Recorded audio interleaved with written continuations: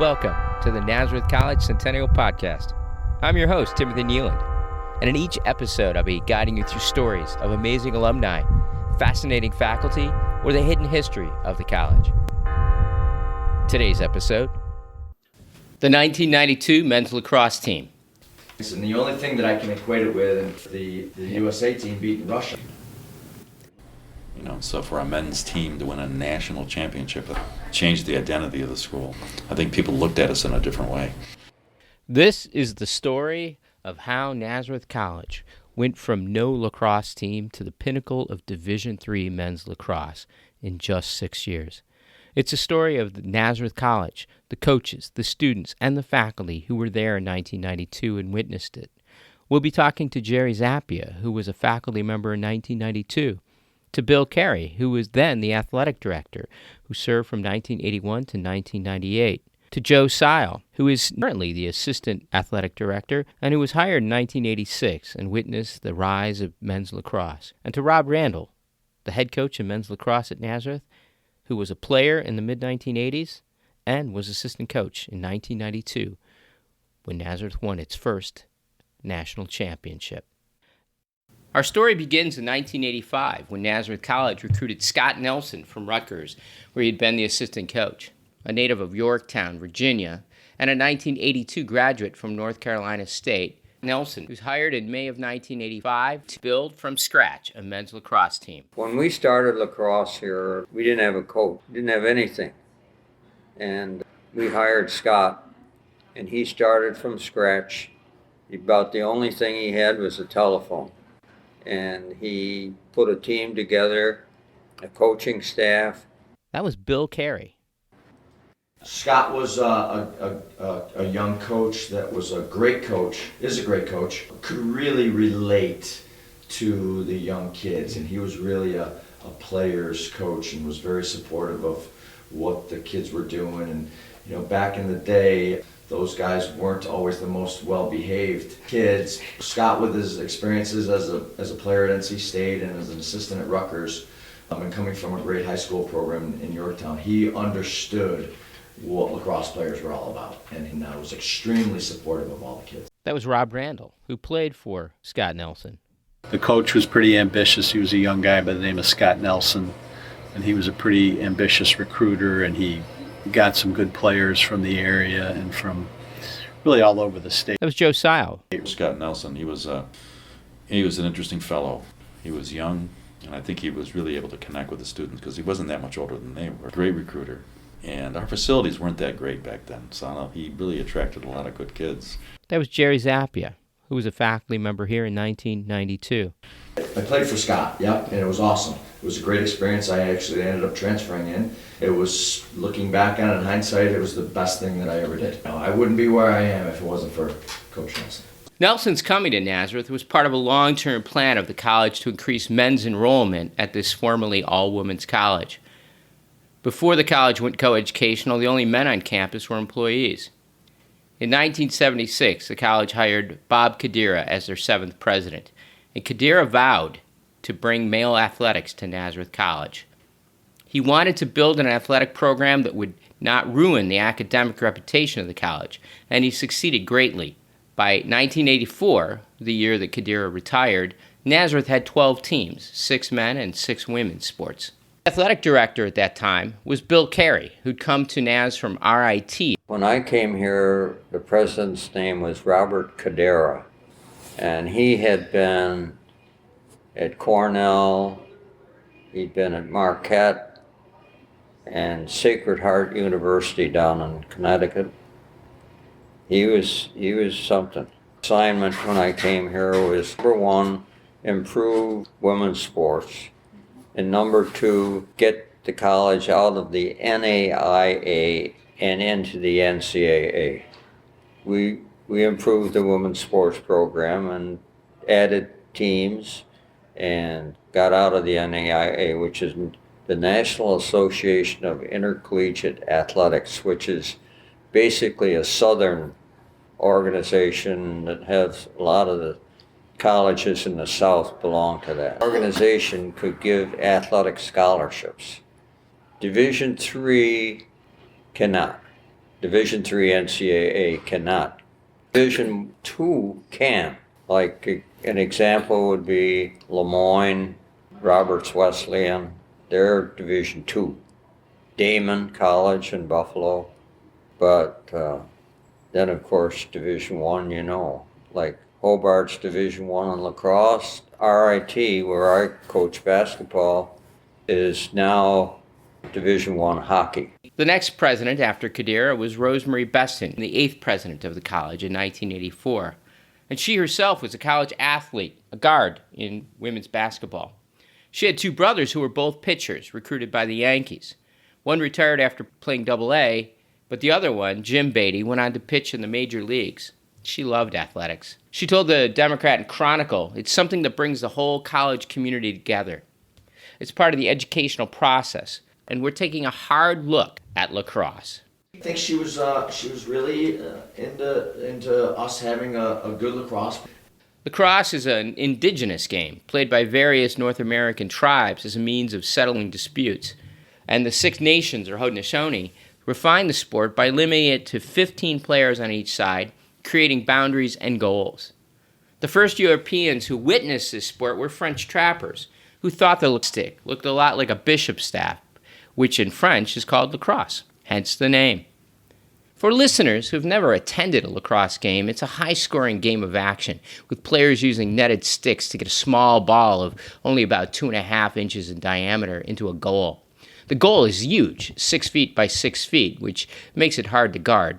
Men's lacrosse consists of 10 players. There's 3 forwards, or attackmen as they're called, who are the offense, 3 midfielders, and 3 defensemen, and of course a goalie.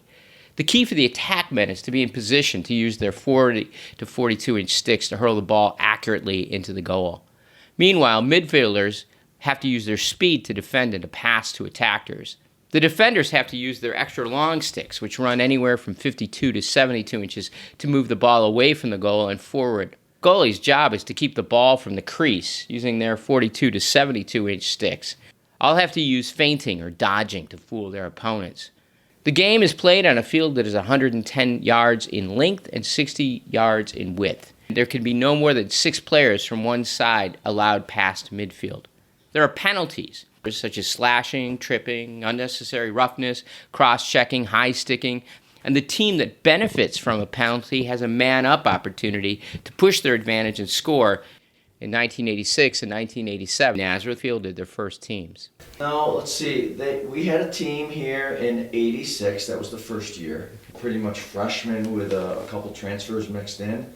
And then in '87, we took another step. I played for Scott. I was an attackman. I had the good fortune of transferring in and starting and playing with Billy Coombs, who was a legend here. I was a first-team All-American and great teammate. Still remains a great friend. Both him and his wife, Shelley, and Billy Atkinson, and Sean Riley, and Dave Basile, and Jerry Gutchis, and just a great group of kids. They played hard. It was just a really fun experience. Scott kept it really fun. We played a really up-tempo style. We weren't certainly the most talented team in the country at that point, but we were willing to challenge anybody, and that was the attitude that Scott had. He, in '87, we played, I think they were the number 2 ranked team in the country in Washington College. We played them here in early March, and we had a great crowd on the upper field. For that, it was just an awesome experience, and and I think that played a huge role in our recruitment of some other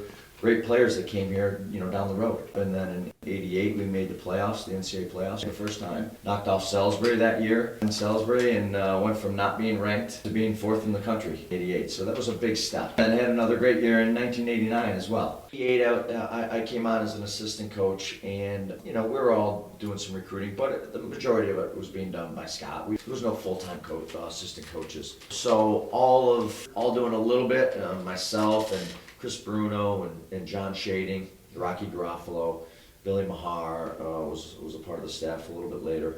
The Nazareth community embraced the new sport, which was played near Smith Hall on a field that no longer exists. It was well attended by faculty, staff, and students. Back then we were a smaller school. There weren't as many sports. So the student body would show up for these games, and there'd be a lot of students there. So we'd get a big crowd at the games, and it was really exciting. because I used to play, and you see, you wouldn't have seen it, but we used to have this field that was right behind the parking lot. It was small, and there weren't a lot of bleachers, and we were really close to the field, and it was really cool. And there'd be a lot of people. There would be standing room only. It was really fun, and for all the games, all the lacrosse games. So it had a nice feel to it.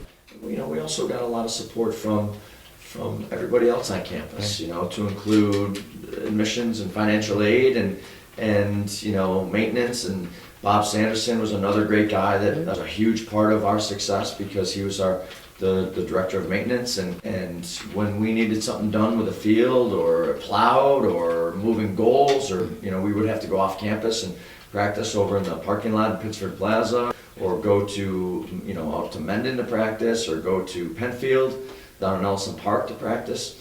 Those guys in maintenance were great at helping us get the fields lined and transporting goals. It was it was certainly a community team, and everybody played a big role in it. So Naz, got some really good players, and they got good very quickly. A lot of them were business students, so we got to know these kids in the classroom. One of our ex-lacrosse players is on the board of trustees, Rich Pierpont. There's another one, Ed Leva, who's one of our trustees now. I think part of it is due to the discipline of sports. They're just smart kids. In business, your long-term success is determined more by your soft skills as opposed to your hard skills. So, and you might see this in your experience. People that can communicate, get along, work in team, be flexible, tend to ascend more quickly than people that are rigid, technical, things like that. Our athletes have great social skills, helped partially developed by their athletics. I look at as coaches as teachers, and their job is tougher than ours. They actually have to go out and they have to teach these kids how to play, and their success and failure is more easily measured than ours. They're one-loss record, but they do the same thing I have to do. They have to go out and teach kids, except that, they're getting measured every day by their wins and losses. The men's lacrosse team became formidable very quickly. They never had a losing season. We had some good teams. The 89 team was a really good team, and we went down to Hobart in the playoffs and got caught in a thunderstorm, and that game got delayed. And we were right there in 89. 89 was close, and I wasn't here in 91, but 91 was a really close semifinal game. I think that came down to a 2-goal game. In 1991, Nazareth defeated Gettysburg College to get to the semifinal, but there they met Hobart. Hobart College had won 12 national championships in a row. It was undefeated. It was the Goliath of Division III lacrosse. And even though Naz was up 16-13 going into the final minutes, Hobart found a way and defeated Nazareth. They were good, but they weren't as good as Hobart. Hobart was the preeminent program back then, and they had won 12 national championships in a row at that point. They were the only ones that ever won the Division III championship. So that was the team that they were gunning for all the time, and they played during the regular season, and they had never beaten them. In 1992, the team was in great shape. We knew in 92 and fall of 91 that we had a really good group that could compete. The goalie, Greg Gephardt, was the cornerstone of play, having allowed fewer than 9 goals per game. He had 172 saves in 1991. They were really good lacrosse players and great people and worked extremely hard. In 1992, 20 letter winners returned to the team, and there were 5 All-Americans. To become an academic All-American, maintain a 3.0 grade point average, you have to be a senior, and you have to be an All-American caliber player. In 1992, they had a season record of 13 wins and 1 loss, but you can imagine who they lost to. Yeah, it was Hobart. In 92, we played them at down in Geneva during the regular season and lost by a goal. We had the lead the majority of the game. They came back and it was a fluke goal where one of their middies threw the ball into the crease area and the ball got bobbled up, and Greg Gephardt, our goalie at the time, didn't see the ball get deflected, and it ended up rolling in the goal. And they beat us 13-12 during the regular season. So that was a tough one to swallow because, a lot of us, this didn't get done today. Is this ever going to get done? And then, we get to the playoffs and we play Clarkson here in the first round, and I think we beat them by 11 or 12 goals, maybe more. And then we had the good fortunes of heading back to Geneva to play down there in the national semifinals. On May 17th, 1992, the lacrosse team met Hobart in Geneva. We took a big lead. We were up 6-1, 6-0, I want to say, after the first quarter maybe, and then 8-1 or something right around there at halftime. And then, as Hobart had always done so well, they put a run on. We kind of hit the panic button, and we knew it was just a matter of time. Hobart was a really strong team, and it was they weren't going to be playing like that the whole time. And they made a goalie change at halftime, and their second goalie played a little bit more competitively than their first goalie. So we struggled to score some goals in the second half, and next thing you know, it's 10-10, 11-11, 12-12. They scored very late in the game, I want to say with seconds left to tie it up on a very controversial non-call with one of their guys. We felt one of their guys stepped in the crease to score their game-tying goal. Going into the finals, once again, Hobart caught up. They tied before regulation play ended, sending this game into overtime. Many people thought, well, it's going to happen again. They were playing in the semifinals. That was Hobart, Nazareth. Nazareth had never beaten Hobart. Hobart had won 13 straight national championships. Everybody here was a little leery about going to play the game at Hobart. They also played during the regular season and lost a very close game.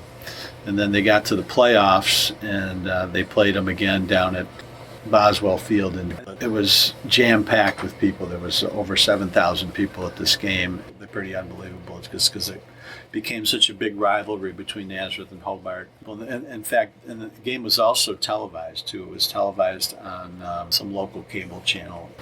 And then Hobart scored 2 goals in the last minute, including one with like 3 seconds left to send the game into overtime. So you could see the air kind of come out of the balloon, so to speak, at that point, and everyone thought we would lose. One of the mothers, Pete Riley, Pete's mother couldn't stand it anymore. She couldn't take the pressure of the game. So she went across the street to Wegmans. She was walking in, just as she was walking in to Wegmans, she heard this unbelievable roar. We get into overtime, and fortunately we get a call in overtime and get the face-off. And we get the ball to our best player, Marty Kelly. Marty was a 2-time All-American at John Jay High School. So Marty was our best attack. We got the ball on his stick, and he drives to the goal and fumbles it, and it's a loose ball. It's in front of the crease, and anybody could have picked it up. Fortunately, Marty was, had the wherewithal of seeing the ball and picking it up in a scrum, and he picked it up kind of right in front of the goal and just shot. Really, it was a shot that changed the Division III lacrosse landscape. But we ended up winning the face-off in overtime. Brian Silcott, he won the overtime face-off, which was huge against Hobart.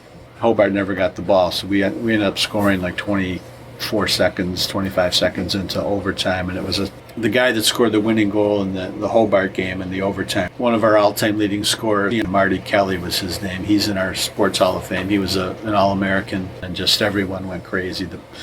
The people in the stands just jumped over the fences and just flooded the field, and it was a really wild celebration. So that celebration went on for literally 20 minutes on the field, everyone hugging each other. And it was a moment seared in the memories of the 7,000 people who showed up for that game and sent Nazareth College to its first national championship. But that was the first time Hobart had ever gotten beat in the playoffs. Hobart moved up to Division I shortly after we had beaten them, so we never ended up playing them again after that. But the thing that people need to remember is that, like the USA hockey team in the '80s, we had to go on and play another game, and for the first time in Division III lacrosse, Final Four in the Division III championship was at a neutral site.